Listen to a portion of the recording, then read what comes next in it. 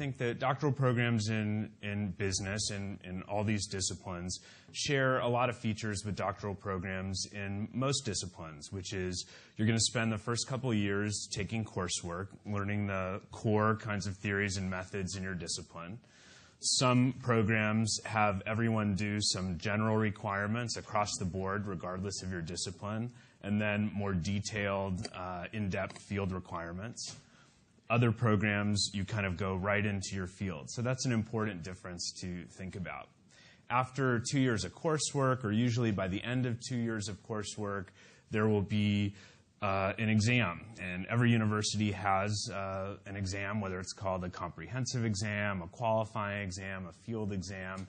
And this exam is essentially measuring your comprehensive understanding of the major theories and methods in your field.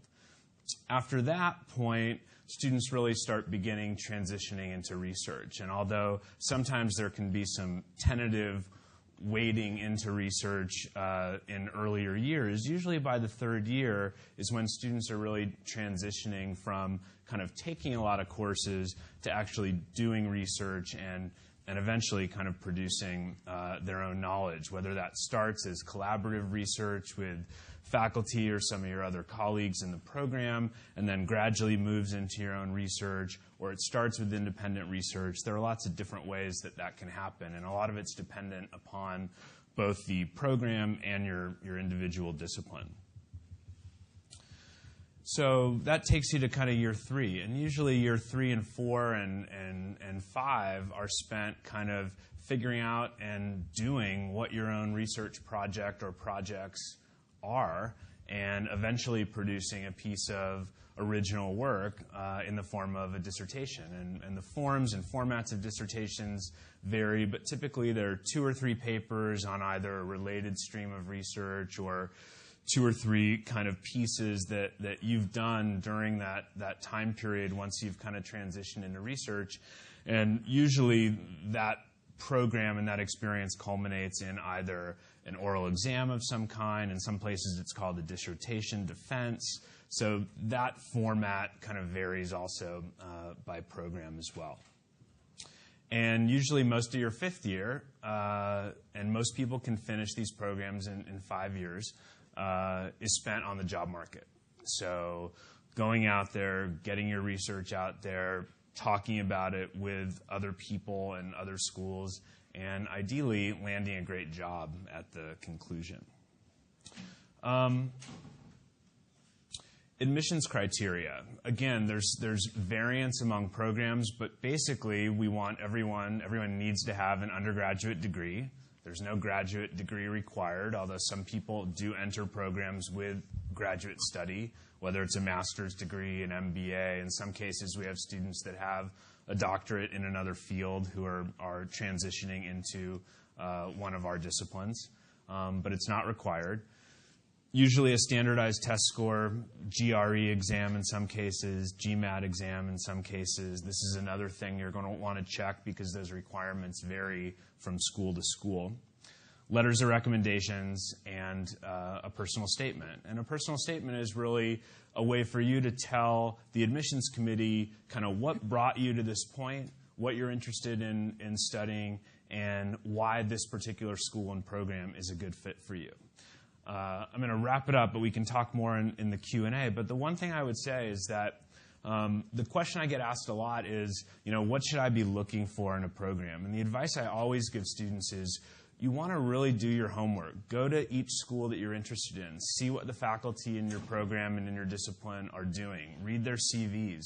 Read papers that they're working on. See working papers. See what students, many of whom have their own websites out there, are working on in that program. And ultimately, look for places where there are a number of people who you think are doing work that's interesting to you and or who could support the kind of work that you want to do and add value to it. I think the wrong strategy is to find and fixate on one person who you think may be, and may be in fact, a superstar in the field, and kind of throw all your chips in with that one person. That's a really big gamble. So I'm going to turn it over to Anat. Thank you, Dr. Erstein. Sure. Professor Admati, why academia? Can you tell us a little bit about the contribution to business practice, the financial rewards, the lifestyle, maybe some interesting research. And you're only giving me 8 minutes? I know. We could probably go on and on. Yeah, I can. I think when you think of academic career, and I now have been in this career for a scary almost 30 years or something, but not quite, but 30 years since I started the PhD program. Is that right? Yeah.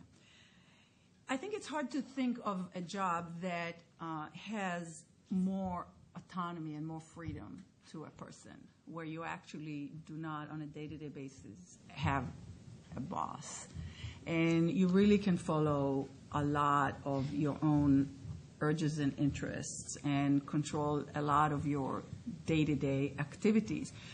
The biggest freedom you have is the research freedom to think about things that you think are interesting, that grab you, that you want to know the answer to.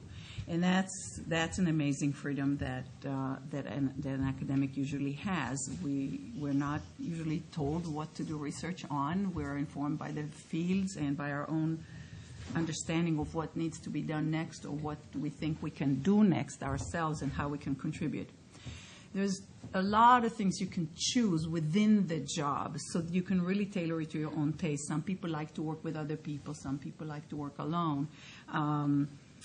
There is, even when you teach, which all of us do, you control a lot of what you teach, and also within the course, how you present the materials, how to sequence the material. A lot of that is just your own view and your own decision. Sometimes you discuss this with other people, but you really have a lot of autonomy. Even who you teach, whether it's MBAs, some schools have, and you can choose a school sometimes accordingly. Some schools have undergrad programs, some have active PhD programs. Which level you choose to teach is oftentimes at least partly influenced by what you like to teach, what you enjoy teaching, what you're good at.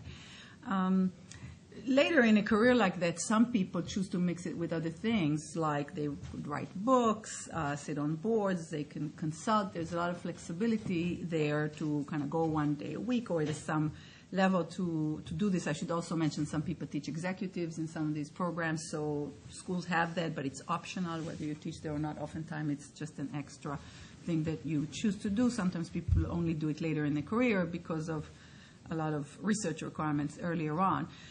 You can travel in this job to conferences. Some people do more of it than others. Some people like the conferences that are held near ski resorts, and other people avoid them, like me, because I don't ski.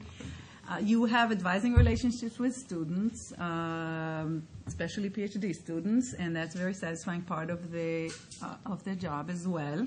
And some people have more of it than others, but that's, again, part of your autonomy. And you have some flexibility with respect to your work hours. Oftentimes you don't teach all quarters. Certainly research is flexible. Some people are morning people, some people are night people. But I like, especially for the bulk of the first decade or two in this job, and oftentimes at periods of time within the job, I like a colleague of mine once telling somebody that this is an extremely flexible job. You can work any 80 hours a week that you want. So it is a lot of work oftentimes. And sometimes I, at the very beginning of my career, I remember walking out of the building, and the problem I'm thinking about is like, I can't think of anything else because I'm really obsessed with, solving that problem or finding the proof or whatever. And I remember looking at faculty assistants going home and thinking, wow, they're done. They don't take their work home with them like I do. So there is that. It really can be, people can become workaholic, can not have a balance, but it's, again, in your hands to have the balance. The other thing I would say is that it's an exciting job because it's always interesting and it's always new. You can always learn a new subject, sort of leave a research area that you kind of get tired of and kind of feel like you've said what you said, and then move to some other area.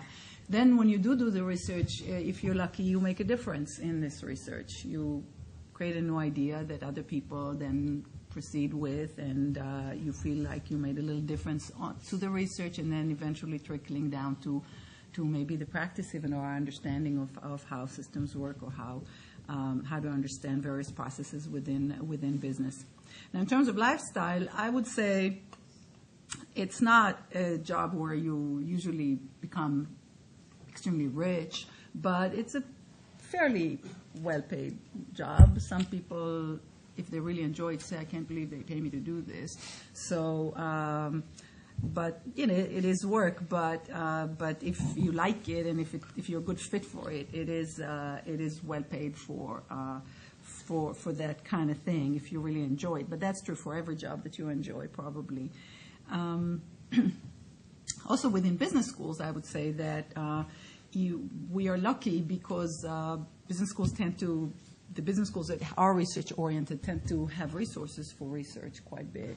And so we don't end up spending a lot of our time writing grants and depending on soft money for research, because we're very well supported to go to conferences, to get data sets, to have the time in the summer to do research. And all of that, to have research assistants, all the stuff that we need. So, and then the other thing about this career is that in most places we have this wonderful invention called the tenure system, which basically the way it works is you get an initial contract for working, and it's usually a few years, so it's not like it's going to be over in a year or anything. You do have a little time, and then it gets renewed, you get reviewed, depending on your research and other things. You will hopefully get it extended for a few more years. Meanwhile, all this time, there's some kind of a clock that's ticking, and it's called the tenure clock. And that system, which could be 7 years, sometimes more, sometimes less, is ticking with this sort of up or out system, where at some point you get reviewed, and if you do make it through that system, the clock stops ticking. And at that point, you really have a lot of flexibility. And the nice thing about that is that you do not have to, you can really go deeply into research subject, and you can take some chances with that. And that is the idea behind this system. It's not just to give us job security. It's to allow us to be bold in our research, and it sort of rewards innovation. I had a PhD student actually write a paper on that, book several, on how this kind of system encourages people to take leaps in their research and try and allow themselves to fail sometimes as well. So the system has enough flexibility to allow that you have the time, the luxury of time, which you wouldn't have in consulting jobs or other policy jobs, but of course in sort of on a trading desk in Wall Street, where everything is just on the minute, and even if you do research, it's just under a lot of pressure. And then in terms of lifestyle as well, I'd say the flexibility is very nice. It's nice for families. Faculty oftentimes can coach Little League and do these kinds of things that allow some balance in their lives. And, of course, they end up preparing class at 1 a.m., but it's their choice. They don't have to do it that way. How am I doing? You asked me to talk about really interesting research in my field, but I knew I won't get there, so. Thank you, Anat. Plus, my field, of course, was dumped on the last 2 years, so. Perhaps we'll get about finance research, right? I'll tell you how to fix it all. Right? Thank you. Research, obviously, is a significant part of a career in academia and as a doctoral student. So, Baba, perhaps you can tell us what type of research is being done in a business school. What's it like? Let me start off by saying what it is not like. Okay. When I joined the PhD program at Duke, I'd already worked for 6 years. I had an MBA. So I was one of the late bloomers, so to speak. I mean, I was 31 when I joined the PhD program, and I had no clue. This was before the age of the Internet. 91 is when I joined Duke. And I thought a PhD program was all about, I'll become an expert as a marketer, and I can give advice and dole out advice to people. Why wait until to become a CEO in 10 years? I can do that in 5 years, and I'll be doing advice. And it turned out it is completely wrong. It is very research-oriented. There's no difference between what Anat does and I do, Eric does, and in terms of being the business school versus being in social sciences. I mean, you're in the economics group, you'll be doing the same kind of research. So, I mean, the research becomes extremely important. In fact, I would say that Anat talked about tenure. Those of you who think that you want to get into academia because you want to be a teacher, you want to teach. I mean, that's where your thing is.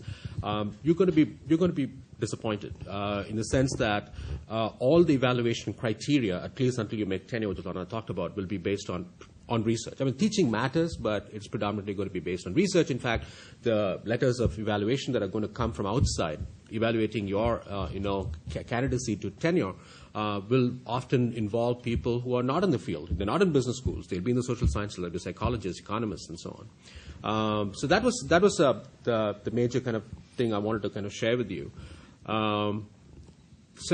So that is one. Now, how are we different from the social sciences? Well, one, as Anat pointed out, I mean, we get paid a lot more money. Believe me. I mean, relatively speaking, we get paid a lot more money, and we don't have to write grants, which they have to do. So it gives us a lot more time. Having said that, there is a lot more teaching that is involved. Teaching in the sense that because you start teaching MBAs, at some point in time in your careers, you'll start teaching MBAs, executives, and so on, which for me is a lot of fun because it's a great way for me to interact with people in the real-world environment. And I'll talk about one research idea that I worked on that actually came from an executive program that I was teaching. The spark of the idea came from there. But it is a thing. So, for example, this particular quarter is my teaching quarter, and as Anat said, I get done with teaching in 10 weeks. The rest of the year, I can be anywhere I want in the world. No one is going to ask me anything. And that's the flexibility that comes with the thing. And, of course, with tenure. So there's going to be the teaching element involved. It's going to be much more intense, unlike and many of you have been in other programs, undergraduate programs, where a teacher can come in and just literally read off a sheet of paper or notes, and you cannot do that out here. So it's a little bit more deeply involved. That's probably why we get paid more. Anyway, so in terms of an example of a research idea, right? I mean, so think about the kind of research. So this was an idea where it is now called the price placebo effect. Some of you might have already heard about this. Came from this observation that I had that, one way by which you can build a competitive advantage, that is, you make sure that the consumer buys your product compared to the competitor's product, the easiest way to do that is to reduce prices, right? You either reduce prices permanently or you give an incentive in the form of rebates and coupons and discounts and so on. And I would ask these people, for example, I would ask executives at Dell. They used to come when I was at the University of Iowa. They would come over there, and I'll ask them, aren't you worried that if you keep lowering your prices because you're a classic price leader, that's the price leadership strategy you're adopting, aren't you worried that it will negatively hurt perceptions about your product? Because we do know that reduced prices is going to hurt perceptions. And their argument was, yes, it is going to hurt perceptions, but someone is going to use our computer, and our computer is of good quality. And therefore, the marketplace will correct for itself. Why? I'm going to use the computer. I'm going to discover that it is of good quality. And I'm going to blog. I'm going to communicate to my friends that it is of good quality. And that is the question that I wanted to challenge. Is it possible that it is not just a matter of perception, that if you think a product is not good, the product itself will be not good? Right? So a good example of that study, I'm a psychologist. So if I divide this room into, how am I doing on time? You have a few minutes. Okay. So I can keep talking all the time. I like talking, by the way, as you can tell. So let us say I'm going to divide this group into two groups, so the between subject design. So what I'm going to do to this half is not aware to this half and vice versa. So I'm going to tell you that this is a study about energy drinks like Red Bull, and this is consumed in undergraduate and campuses, so on, college campuses, before exams when people want to be alert because of the caffeine and amino acids and so on. But I'm going to tell you that we don't know about the efficacy of these drinks. So the whole study is about the efficacy of these drinks. Now what I'm going to do is I'm going to have you guys buy this drink from me at a full price, regular price, $1.89 for example, and you will buy this from me at a discounted price. So you'll pay at 89 cents. I'll tell you what is the full price, but I'll tell you that you're getting this discount only because we got an institutional discount and I'm passing it on to you. That's all. You're going to consume the drink, and you'll end up solving a series of word jumble puzzles. So you have 15 puzzles to be solved in 30 minutes. And the question I'm be asking here is it possible that the number of puzzles that you will end up solving will be different than the number of puzzles that you will end up solving? And is it possible that you folks will put in more effort into the task than you folks? And that's indeed what we found. In other words, what we show here in this study, series of studies, and we are now moved into, in the introduction they said we do neuroscience research, right? So one of the other questions is that, think about the category of wine. I mean, huge range of prices. People will swear, even the experts will swear, the connoisseurs, not the experts, will swear that the higher the price, the better its experience. And so the question we ask is it true? If we put people into a magnet, that is a functional magnetic resonance imaging machine, and we can monitor the activity in the brain, is it possible that if it is a higher priced wine, albeit unbeknownst to you, it is the same wine that is being delivered into your mouth, you don't know that, but if it's a higher priced wine, you think it is a higher priced wine, is it possible that certain areas of the brain that code for pleasure will be more active than if it is a lower priced wine? And that's what we found. So you see the kind of pattern of research. The basic question came from an interesting kind of issue in the real world. And typically that's how the business, most research in business will have that angle to it. But we still publish in the same journals. I mean, you can take a journal like our leading journal, a Journal of Consumer Research. You have Journal of Personality and Social Psychology, which is a leading journal in psychology. You don't know where it is coming from. You literally take the thing. You can't tell the difference between those two. It'll be almost identical. So we do exactly what they do, except that, it's going to have a slightly business-oriented angle to that. Thank you. Eric, from a student perspective, can you tell us what it's like, what you learn, your experience? Sure.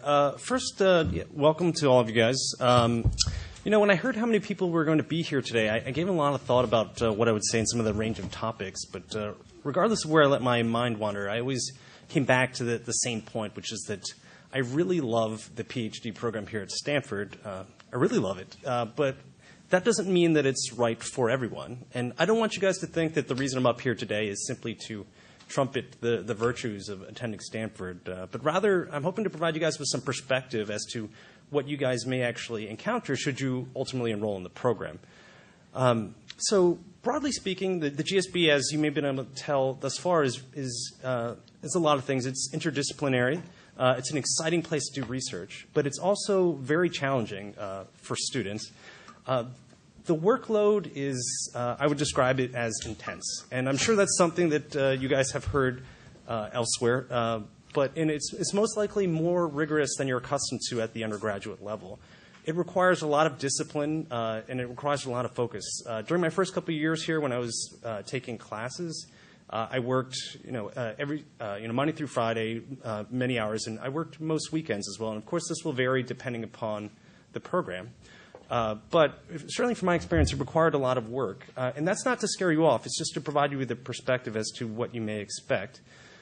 Some people will maybe thinking about enrolling in a PhD program as a way to continue the undergraduate lifestyle that you've become so accustomed to.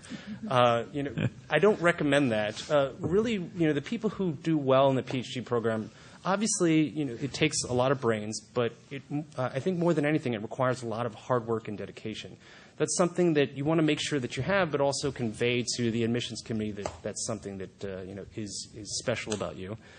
I would say that one of the great things that makes all that hard work possible and oftentimes enjoyable is that the Stanford GSB is not only interdisciplinary, but it's also a very cooperative environment in the sense that there's something about being here at Stanford or the GSB that makes people seem to be in a good mood. Maybe it's being here at Stanford or the typically very nice weather, but it really breeds a good sense of cooperation among the students, which helps a tremendous amount in getting a very broad array of perspectives to help you to solve problems. One of the things you'll learn here is that it's so important to be able to learn from other bright individuals who don't necessarily come from the same background that you do. It really helps a lot in terms of solving problems and opening your eyes to things that you would not have normally thought about.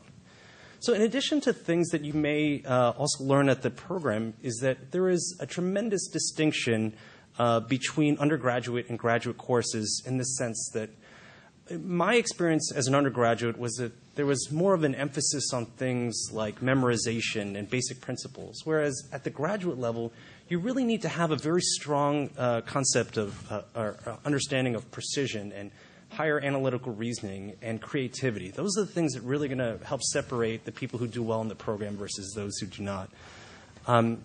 You'll learn to think like an academic, and this is both good and bad. I think you learn to think like an academic not only for research purposes, but it changes the way that you see everyday, normal, day-to-day things. Like you'll think about the world differently in terms of statistical inference and incentive structures, and of course rhetoric and discourse. I remember a couple months ago, I was watching television with some of my friends who aren't PhD students, and there was this Mountain Dew commercial that came on, and it mentioned that, it said, fact, men are 3 times more likely to be hit by lightning than women. And just as a very visceral reaction, I just belted out in a very measured, incredulous tone that, oh, you didn't control for self-selection. And the people who looked, my friends who were looking out there, were sitting next to me, they were looking at me, as if I was a very big nerd. And that's probably true, but it's something that you grow to be accustomed to. And that's sort of the way that it changes your thinking is a very powerful and wonderful concept. And once you realize, you learn to embrace the change in the way that you think about the world, when you get to learn from the world's experts on these subjects, it's a really wonderful feeling. So in case I have sold you, or they have sold you on the merits of applying to a PhD program and you guys feel that you're ready, a couple things that I would recommend in terms of the application process is that it's so important that you figure out that the program is right for you. And by that I mean speak to faculty and administrators, speak to current students. I think current students will give you a real strong indication as to what you're going to expect in your individual program. Figure out the structure of the program and figure out if people are happy there. I don't say that simply because I'm happy here, but when I was in your position a couple years ago, I visited schools and I talked to students at various places, and I got the sense that there was a lot of variation in terms of where people were happy.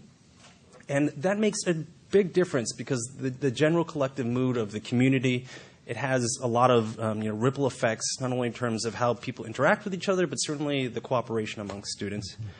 And I'll say this, while it varies a tremendous amount across individual programs, for programs like economics and finance and accounting, there's a central emphasis on mathematics and analytical reasoning.